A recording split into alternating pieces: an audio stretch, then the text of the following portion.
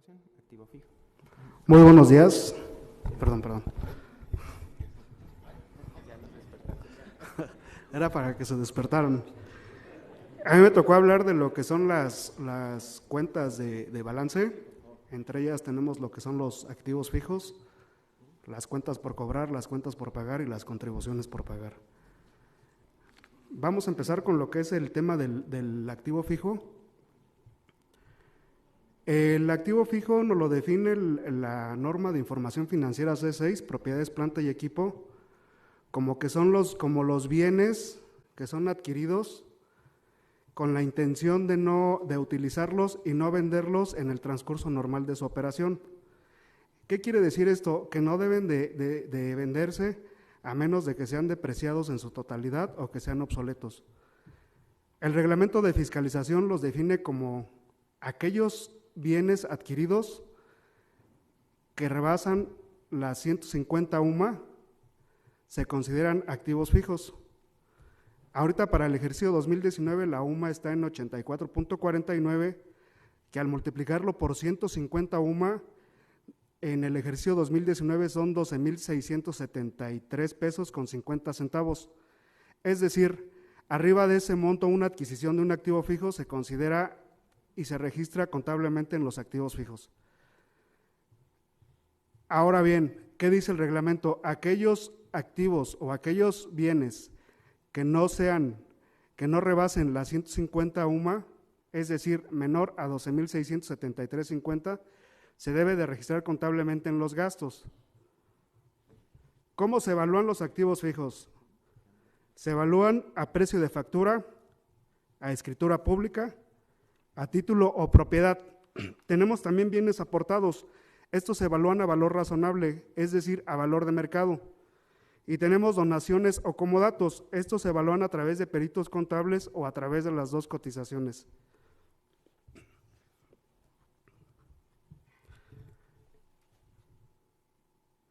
Depreciación y amortización. Los sujetos obligados tienen la obligación de depreciar y amortizar sus activos fijos mensualmente. Podrán determinar ellos la tasa de depreciación y el porcentaje de depreciación o amortización deberá de ser informado en el escrito de entrega del informe anual. Sí, estas tasas no podrán modificarse por menos de 5 años. Otro, tenemos lo que son las bajas de activo fijo. Un activo fijo se da de baja por 4 motivos: por obsolescencia, por depreciación total, por siniestro o por robo. Por siniestro, los sujetos obligados deben de comprobarlo a través de la documentación de su compañía de seguros. Por robo, debe de ser a través de un acta ministerial donde haga constar el robo del bien y la pérdida del bien. Cuando es por depreciación total o por obsolescencia, cuando los sujetos obligados van a dar de baja el activo, deben de avisar a la unidad técnica de fiscalización, ¿sí?, para que personal de la unidad vaya a verificar, a inspeccionar esos activos y se levante un acta y mediante esa acta se haga constar que el activo efectivamente está en deterioro total.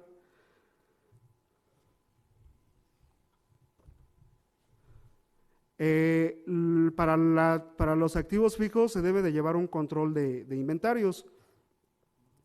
Este deberá inventariarse por lo menos una vez al año. Este debe de ser en los meses de noviembre o diciembre. La UTF podrá asistir a la toma física de los inventarios. Deberán incorporar la totalidad de datos. ¿Cuáles son los datos en el inventario? Pues obviamente la ubicación física, el domicilio donde se encuentra el bien, el nombre del resguardante. ¿Para qué? Para que sea identificado plenamente ese activo. Las cifras que se reporten en el inventario deben de coincidir con los registros contables. Y los inmuebles que son propiedad o son arrendación de los partidos políticos, se presume que cuando los bienes son arrendados, se presume que estos son propiedad del partido, a menos de que el partido nos informe que es un arrendamiento como tal. Para la baja de los activos fijos, la Unidad Técnica de Fiscalización deberá verificar y proceder mediante un acta para que estos sean dados de baja.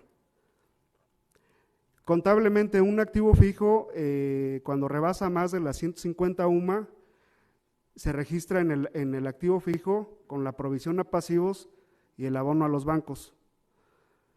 Cuando un activo fijo no rebasa las 150 UMA, debe de registrarse en el gasto, provisión a pasivos y los bancos. Pasamos a la que sigue. Bueno, vamos a tocar el tema de cuentas por cobrar. Cuentas por cobrar es un rubro de los activos. Y ¿cuáles son los requisitos para reconocer operaciones en cuentas por cobrar? Pues son las operaciones o transacciones económicas, enajenaciones, comprobación de recursos y generación de un derecho exigible a su favor. Estas deberán estar respaldadas por contratos, convenios, documentación de carácter mercantil u otro que garantice legalmente la existencia de cobro, así como la obligación de pago a cargo del deudor. Los préstamos o cobros deberán ser vinculados en actividades ordinarias permanentes, en gastos de procesos electorales y en gastos de actividades específicas. Pasamos a la que sigue.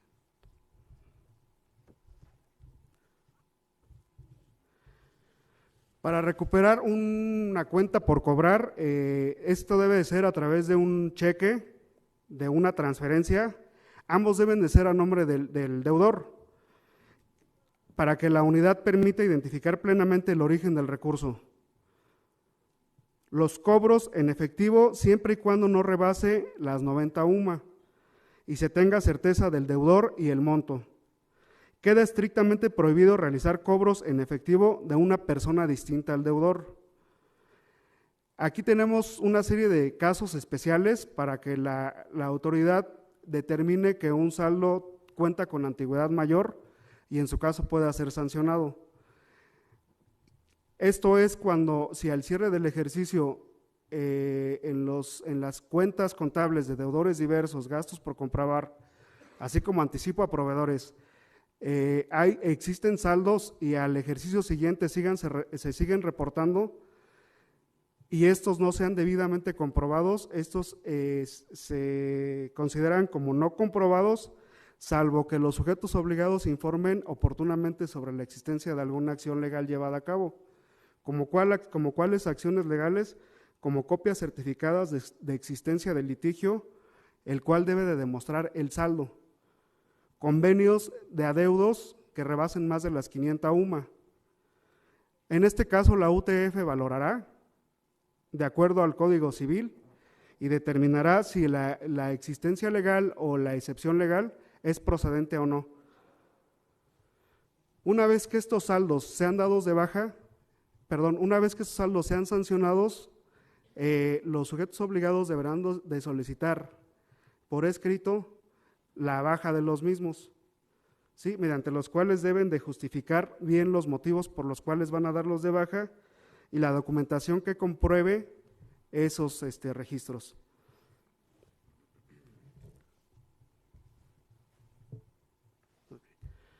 Un ejemplo, en cuentas por cobrar, los sujetos obligados, los partidos políticos cierran sus saldos al ejercicio inmediato anterior. En el ejercicio posterior, los saldos finales continúan sin haberse comprobado. Sin embargo, cuando contablemente la autoridad verifica los movimientos de disminución de dichos saldos y estos no cuenten con la documentación soporte, esto quiere decir que los saldos siguen vigentes, que en el registro contable se hizo la disminución, sin embargo no se cuenta con la documentación comprobatoria, la unidad lo determinará como saldos con antigüedad mayor a 1 año. Pasamos a la que sigue. Caso especial, si las cuentas por cobrar no cumplen con la NIP C3, Las originadas en operación ordinaria se consideran gastos sin objeto partidista. Las originadas en proceso electoral, además de considerarse sin objeto partidista, se acumularán al informe de gastos de campaña.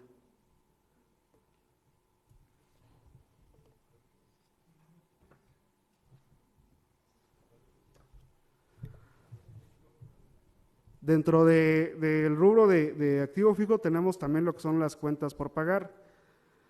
Sí, las cuentas por pagar son operaciones o transacciones económicas que son enajenaciones, comprobación de recursos o cualquier otro que genere un derecho exigible a favor. Deberán estar respaldadas con contratos, con convenios, documentación de carácter mercantil u otro que garantice legalmente la existencia de cobro, así como la obligación de pago a cargo del deudor. Los préstamos o cobros deberán ser vinculados con actividades ordinarias permanentes, con gastos de proceso electoral y con gastos en actividades específicas. Pasamos a la siguiente, por favor.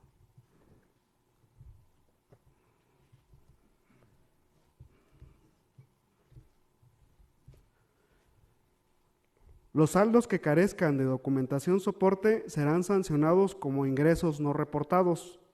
Y una vez sancionados estos saldos, los sujetos obligados podrán cancelarlos a la cuenta de déficit o superávit del ejercicio.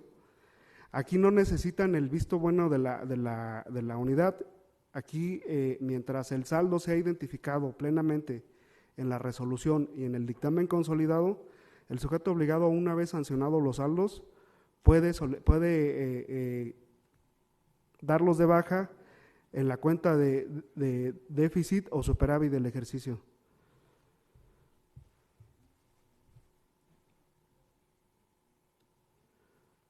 Tenemos lo que son las contribuciones por pagar.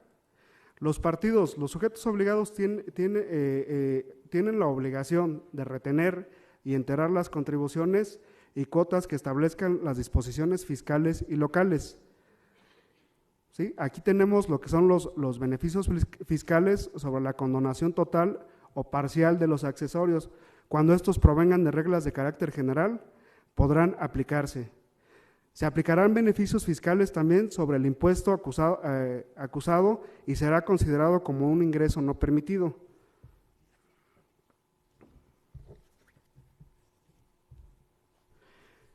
El registro contable de los impuestos por pagar se hará por entidad federativa y por tipo de contribución, ya sea federal o local. El Consejo General del Instituto Nacional Electoral dará vista a las autoridades competentes respecto a las contribuciones no retenidas y no enteradas.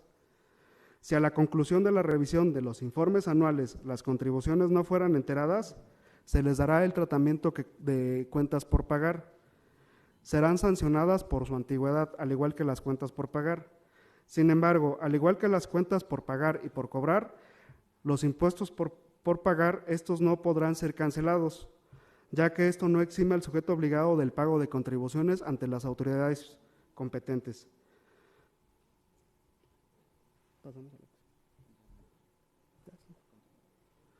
Bueno, esto sería lo que son los temas de cuentas de balance. Entonces, ahorita procederíamos a… Bueno, continuando un poco, me gustaría retomar un poco el tema en estos rubros, sobre todo de cuentas por cobrar y por pagar, que en sí lo que la autoridad determina cuando hace la revisión de estas cuentas es la antigüedad de las partidas. En muchas ocasiones los sujetos obligados presentan excepciones legales que no están actualizadas ante la autoridad jurisdiccional competente. Entonces, en ese sentido, te presentan algún litigio que, por ejemplo, tienen fecha de 2014, 2015 y que no tiene ningún seguimiento a la fecha en que la autoridad está realizando la observación correspondiente a la antigüedad del saldo, sino que hasta hacen el movimiento o hacen la actualización del documento hasta este momento en que se hace la observación.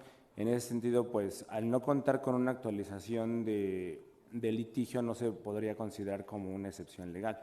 Entonces, sí es importante que cuando presenten las excepciones legales por la antigüedad de los saldos, tanto en cuentas por cobrar o cuentas por pagar, hagan dicha actualización para que, no hasta que al momento que la autoridad haga la observación, sino le vayan dando seguimiento continuo a dicha excepción.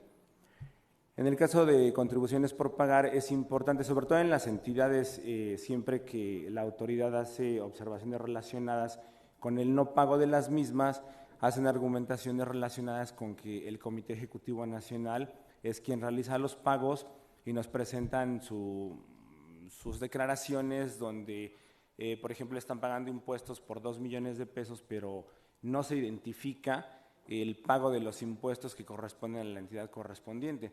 Entonces, derivado de ello, sí es importante recomendar que al momento de que hagan los pagos de impuestos a cuenta de los comités ejecutivos estatales, identifiquen o presenten un papel de trabajo en el cual la autoridad pueda corroborar que el pago de los impuestos que ampara esa declaración o ese pago sí contengan impuestos que son parte, que son pagos a cuenta del Comité Ejecutivo Estatal.